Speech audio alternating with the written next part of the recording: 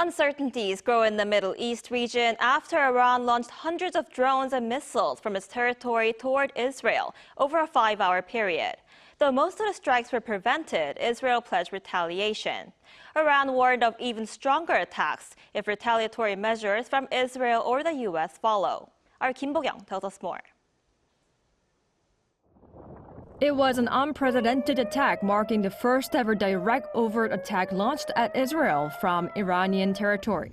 Hundreds of drones, cruise, and ballistic missiles were launched at Israel by Iran on Saturday night, 12 days after an Israeli strike on the Iranian embassy complex in Syria.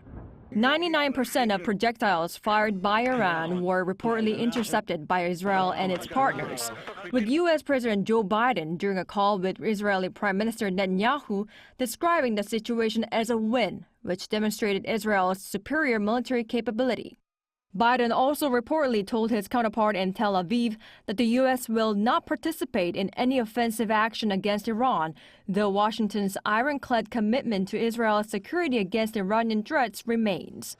With Washington seeking to contain the risk of a wider war in the Middle East region, a New York Times report said Biden had convinced Netanyahu not to greenlight an immediate retaliatory strike. However, Israeli Cabinet Minister Benny Gantz said Israel pledged to exact a price from Iran, although there is yet to be any indication given over the scope and timing of the response. According to the Israeli lawmaker, it is yet to be determined whether Israel will break all the dishes or do something more measured.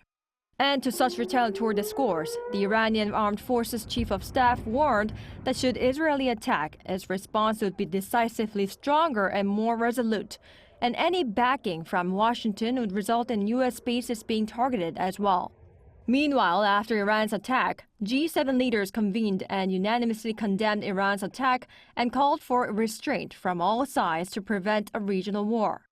A UN emergency session was also held upon a request from Israel, where UN Secretary General Antonio Guterres called for a de-escalation of violence and maximum restraint, while saying people in the region are confronting the danger of full-scale conflict. Kim Bo-kyoung, Arirang News.